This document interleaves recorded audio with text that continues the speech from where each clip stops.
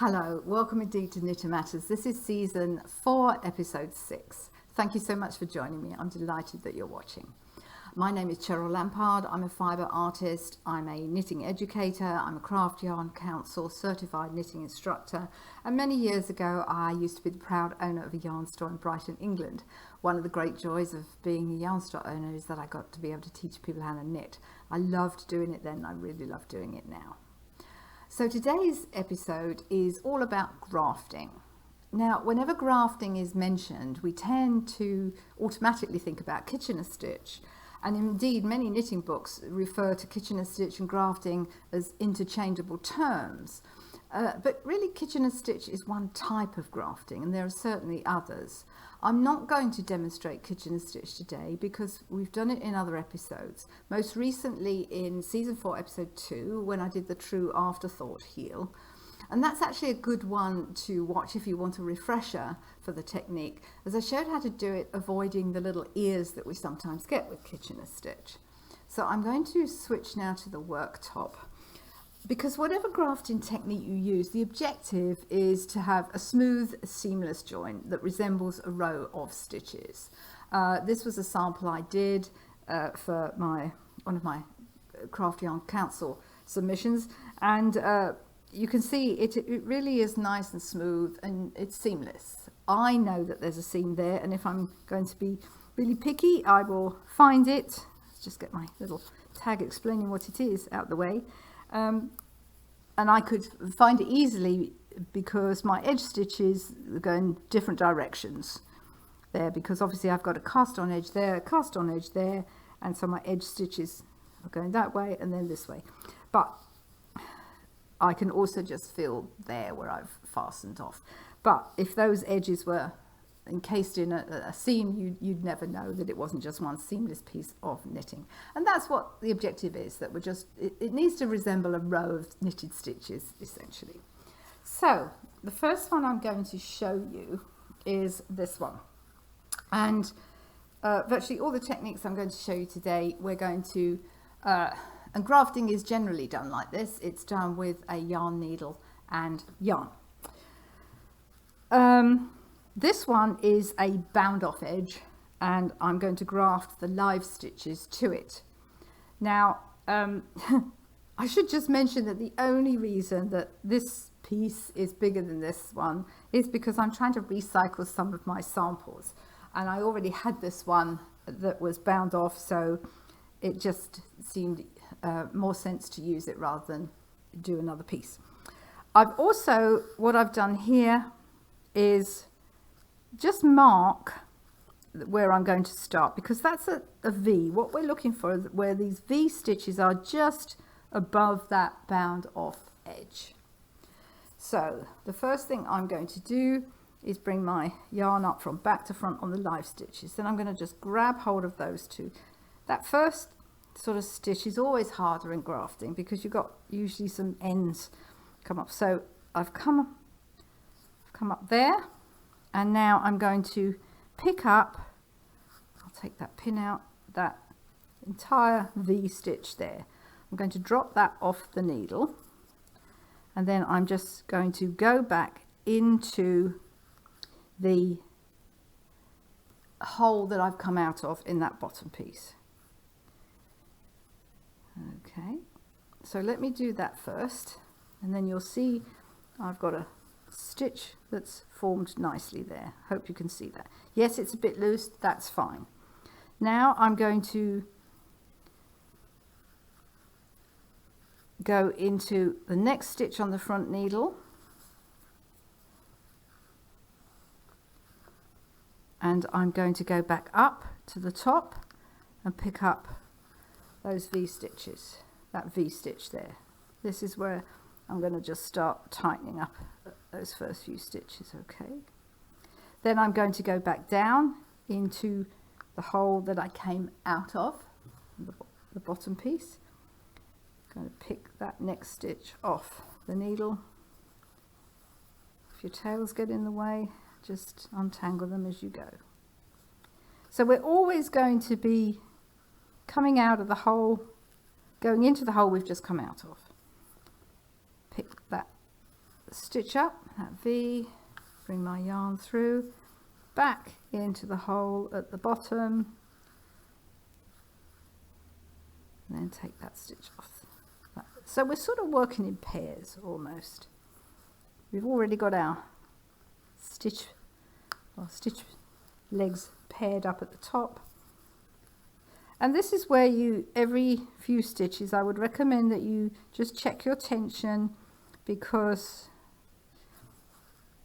it's much easier to tighten it up if it's too loose. It's better to have it too loose than too tight, because that's easier to work with. But don't go too far. If you've got inches of seam to do, you want to do it every couple of inches or so, every inch or so, just to check. And as you go along, you'll start finding that you get a natural sort of tension on it. But you can see here how seamless this seam is becoming, if you will. I'll just do a couple more before I show you the back. Now, I do know some people prefer to work with it completely flat, so they take all the stitches, all the live stitches off the needle, and so you've got all those stitches there sitting there. Some people prefer to do that because they can really see where the stitches are and where they're going. If you do that, I would recommend that you put lifelines in first, so that you don't lose any stitches by mistake. And certainly if you're doing a large amount, if you're doing several inches of stitches to seam, I would definitely put in lifelines. But I do know that taking the stitches off, live stitches off the needle, makes people very nervous, as indeed it does me sometimes, depending on what I'm working on. Okay, so you can see now how nicely that's working as a graft. So let me just do one more. Finish that like that, and then I will unpin that and show you the back. So you can see how, oh, I've caught a thread there. You can see how smooth that is. If I turn it this way round, you've only got one bound off edge, so it's much smoother than two bound off edges together, less bulk. So anywhere you don't want bulk, this is a good one to use. So that's our grafting a bound off edge with a edge of live stitches. But now that we've done that, the next one I want to show you is a stockinette stitch graft, and it's not Kitchener stitch. So this is called a stockinette stitch graft. You'll see why I did that first one first, because this one is a very similar technique, but we've got two sets of live stitches on our needles. So let me get another piece of thread here. So again, I'm going to start exactly as I did, going into the bottom piece from back to front. And I'm going to use contrasting thread, obviously, so you can see what's going on. So that's going in back to front there. I'm going to hold those loose ends there. And although this does definitely resemble Kitchener stitch, it's not as tricky to do, in the sense of you haven't got a sequence to remember. And the reason I like this is that, you know, if you don't get on with Kitchener stitch, and many people don't, or quite simply, and this is often the case, people actually quite like it generally when they do it, but then you use it so infrequently you forget how to do it, and you've got to look it up every time to remind yourself of the sequence. Now, of course, you can always look it up on the Knit Matters YouTube channel. That's what the videos are there for, but I do appreciate it might not be convenient that when you're actually doing a toe or a sock or something that requires Kitchener stitch, you may not have the access to the internet or whatever. Anyway, this is a really nice way of doing it, and you don't have to remember a sequence. So my first stitch went from back to front in the bottom piece. I'm going to bring my needle up to the top piece, and then I'm going to go in the center of the stitch, and then I'm going to take two stitches. You're also going to see, I'll explain more what I'm doing in a minute. The principle is the same. You're going to go in to the holes that you've just come out of. And I'm going to go back into that one, and I'm going to put my needle there, and then let me show you that first stitch. This is always the tricky one because we've got to tighten it up a bit, and it's on the edge. So, but you can see we have a stitch that has formed. I hope you can see that. We have a stitch that has formed, so that's good. Right, and here we go. I'm going to take that one off. Now I've got to find where I came out of here, and the next stitch on the back needle, I'm just going to twist my needle. I'm not going to pick it up like that. If I do that, it's going to twist my stitches. I'm going to go in like that. In essence, I'm just echoing what I did at the front with the front needle, but the back needle. That'll be clearer as we go along. I'm going back in to the bottom, and then I'm going to bring my thread through to the next stitch there. And if you think about it, I'm going from back through to the front there on the front needle. So I'm sort of echoing that in the back. It's just a bit harder to think of it like that because your back needle is obviously facing away from you in that sense. So let me going in to the hole I've come out of, back to front with my next stitch on the needle. Okay, now we can see we have that first one's a bit funky there. I'll do a few more and then you can see how that is working out. Into the hole I came out of, pick up the next stitch. If your tails get in the way, as they sometimes do, just stay calm and pull them out of the way. Into the stitch I came out of, back to front, if you will, for the next stitch, and it's off the needle. Again, I know people that prefer to just take the stitches off the needle and work with it flat. I do see the benefit in doing that, but again, if it makes you nervous, the only way I would recommend doing it is to use lifelines and then see how you fare with it. Just don't take a bunch of live stitches off the needle without being able to save them in some way. In through the front, in the hole that I just did, back again, and you can see how nice that is. Now, just as we did in the previous technique, this is a good time now to just see if you need to tighten up your grafting stitches a little. As I said before, better to have them too loose than too tight, much easier to tighten them up as you go, because what you're trying to do is match the tension of the knitted piece. A couple more and then we'll go on to the next thing. So into the hole we came out of, back to front, and the next stitch on the back needle. So you're working in pairs, you want that little V shape.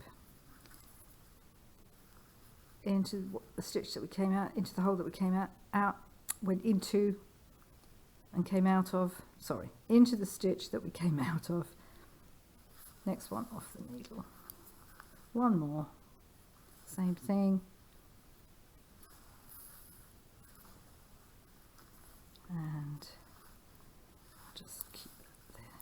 So you can see there, very nice way to graft. And you do get into something of a rhythm. Obviously, if these could benefit from a little bit more tightening up. But if they were the same colour, you're not even going to notice them. And if I flip that over, you'll see completely smooth. Completely smooth. So a very nice way to do basically Kitchener stitch, but in the flat, and not have to remember a sequence. Excuse me. Okay, so that's that one. So the next one I want to show you is actually grafting with garter stitch. The principle is the same as we've just done. It's just made a little more tricky because we've got almost identical sides. It looks both the same from both sides. It does garter stitch. The reason I've got these stitch markers here is purely to delineate the fronts. And I recommend doing that, or if you don't have a stitch marker, just put a tag of coloured thread or something, because it does get confusing, even though you can probably tell from your cast on edge which are your fronts. Certain cast ons, like long tail, sometimes they replicate, you know, they almost look like the first row looks like a row of purl stitches. So it avoids confusion if you just tag them with some kind of marker. And what we're trying to achieve here is just a nice seamless row of garter stitch. And you can see that's pretty much what we've done. You can just see that there. This would benefit from a little bit more tweaking, but it's going to be pretty nice in a garment. You're not going to see that that's a seam, and it's certainly not bulky. You're avoiding any, you know, those edges of bound off edges sewn together. So one of the important things to remember to do when you are doing a garter stitch graft, you need to have one piece shorter than the other. So what do I mean by that? I mean that I've done 16 rows here in my grey swatch, and I have done 15 in this orangey colour swatch. I'm working with my wrong sides together, but again, so that's when you'll see the value of having those markers to mark your front sides. The other way sometimes to tell is that the purl bumps look a little different. So this is my right side, I know that, and as I say, I've got 16 rows, so I've finished, if you will, a wrong side row. And the purl bumps that I'm looking at sit just below sit higher up on the needle here. They just sit a little higher up. Whereas if I turn that round, I can run my thumbnail along there. They sit just below the needle. I can run my thumbnail along there. But now, I can't actually do that because they're sitting a little higher on the needle. So that's another way to sort of identify, you know, one side or the other of your garter stitch knitting. Now, for this one, we are going to have to do a sequence, and it's actually not that difficult, but we are going to have to learn a sequence. But it does result in a very nice seam for garter stitch. So I've just used two colours to make it easier for you to see, and I'm using the orange, I cut off a long tail from the orange to work with that. So the first thing I'm going to do two sort of setup stitches. I'm going to insert my needle purlwise through the first stitch on the front needle, and I'm going to pull the yarn through. Then I'm going to insert my needle purlwise in the first stitch and the back needle and pull the yarn through. Make sure your yarn comes under the needle tips. Okay, so that's all I've done there, purl and purl. That's the only time you do that sort of setup stitch. Now what we're going to do is insert the needle knitwise through the first stitch on the front needle and drop it off the needle. Okay, I'm not going to pull the yarn through yet. I'm going to insert now my needle purlwise through the next stitch on the front needle. Now I'm going to pull up the yarn. Again, this will be easier to see as we go along. I'm not dropping that off the needle yet. Now what I do, I go to the back needle. I'm going to insert my needle knitwise, and I'm going to drop that stitch off the needle, and now I'm going to go purlwise to the next stitch on the needle. Now I'm going to pull the yarn through, and that's exactly what we did on the front needle. Let's do it a few more times. So my needle is going to be inserted knitwise through the first stitch, and I'm going to drop that off the needle. Try not to snag it, there we go. Drop that off the needle. Now I'm going to go purlwise through the next stitch on the front. Now I'm going to pull on my yarn up. Going to go to the back needle now. I'm going to go knitwise to the first stitch, drop that off the needle, and then I'm going to go purlwise to the next stitch.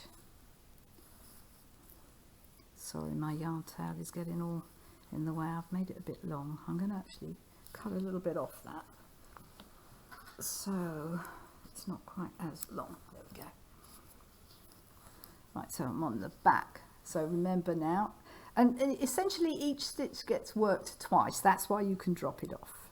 You can see here that this has already been worked, so that's safe for me to drop off in a moment. So back to the front needle. Knitwise, drop that off the needle.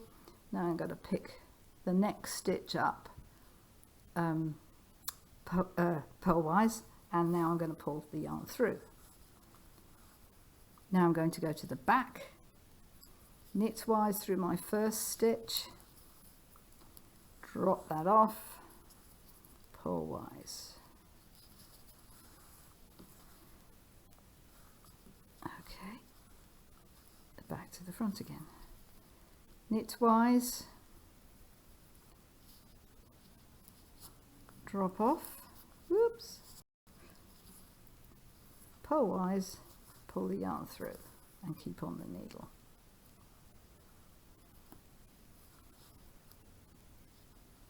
Hang on, did I do that right? Yes, I did. Golly. Knitwise, drop off, purlwise, pull the yarn through and keep on. A few more. Knitwise, drop off, purlwise, pull the yarn through and keep on the needle. Knitwise, drop off, purlwise, pull the yarn through and keep on the needle. Knitwise, drop off, purlwise, pull the yarn through and keep on the needle. Oh, I just lost my stitch then. Knitwise, there we go. Purl, keep on the needle. Two more because I messed that one up. Knitwise to the front needle, knitwise to the front needle. Done it again, I pulled out, that's the thing. Got to be careful that you're not pulling your needles away. Knitwise, drop off, purlwise, and keep on. Last one. Knitwise, drop off, and purlwise. Keep on the needle. Now, what I should have said, I am going to just slide those slightly out of the way. Now you can see, this is also a good time that after you've done a few stitches that you check what's going on, that it's not too loose. Again, if it's looser, you can tighten that up, but I'm pretty happy with that. So I won't continue doing it, but as you can see, that's a really nice graft. And obviously on the back, because I've done it in a different color, you're going to see that, but if it was the same color, you would not see that. Okay, so that's how to do garter stitch grafting. Now, last thing I want to show you, and I have got time, that's good. This, strictly speaking, isn't grafting because we're not using a needle. What we're using is a crochet hook. And all I'm doing here, I have it's a single crochet decorative seam. And what I have here is 2 bound off edges. I really like this because I think this could be really funky on a seam of a sweater or for a kiddie. If this was just a very simple knit sweater, you can really have some fun with the seams, and I think it looks really good. So all I'm going to do is I'm going to go the inner bound off edges. So if I line it up like that, I'm going for this edge and this edge. I'm going to go through, and I'm going to, sorry, I snagged that. I'm going to go through. Let's have a third time lucky. There we go, third time lucky. And then I'm going to pick up the next stitch. So I've got 2 stitches there. Let me get that around my fingers. I've got those 2 stitches. I'm going to pull that yarn through then I'm going to pull it through again. Okay, that stitch, that bound off edge, that inner stitch, if you will, of the bound off edge, pull the yarn through, and again. If you do this in the same color, you still get a very nice decorative edge, and sometimes I kind of like an exposed, well, it's not really an exposed, yes, I suppose it is an exposed seam. I can remember as a kid when I first learnt to knit, I was sewing up everything over sew. Oh, those were horrible seams that I managed to do. And I actually sort of ended up with, yeah, not very nice seams, but my seams were like this. You could see them on the outside and it was horrible. But if I'd have thought about doing something like this, I might have been more than happy to keep them. I'll just do a couple more.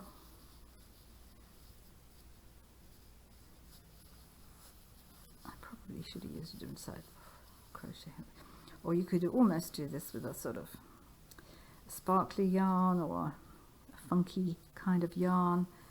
Make a feature. Sometimes I like to make a feature out of a seam, especially on an otherwise simple garment, and I think for children they'd love this, to have the, to use their favorite color to, or like a neon color to really brighten up that edge. Okay, so I won't do the whole thing, but you can see on the wrong side it looks pretty neat, and then on the right side, I think that looks so fun. Imagine if you did that with a sparkly thread or a sort of decorative thread. It's really nice. You're really sort of highlighting the seam, but in a good way. And it's so simple. It's one of those things that you probably think, why didn't I think of that before? I know, I didn't either. Anyway, I hope that you enjoyed today's segment on grafting. Let me go back. Thank you so much for watching. I really hope you enjoyed that. If you're looking this up on our YouTube channel at Knit Matters, later it's season 4, episode 6. I do hope it was useful. Feel free to email me or direct message me if you have any questions on this or any other knitting episode or any knitting item. I found out that you're not able to actually, I don't know, it must be the page setting. On my Knit Matters page, you can't directly ask me a question. You can post a comment under a thread that I've already done, but you can't actually ask me a question. I haven't got to the bottom of why that is at the moment, and I do apologize for that, but you can easily just message me or email me at cheryl@knittermatters.com. I'm always open to suggestions of what you'd like to see for future episodes of Knit Matters, or if you've got any questions about this episode or any others. So, as always, this episode will be uploaded to our YouTube channel within 24 hours. And if you liked it, do let us know. And thank you for watching. And until next time, keep well, keep calm, and keep knitting. Bye for now.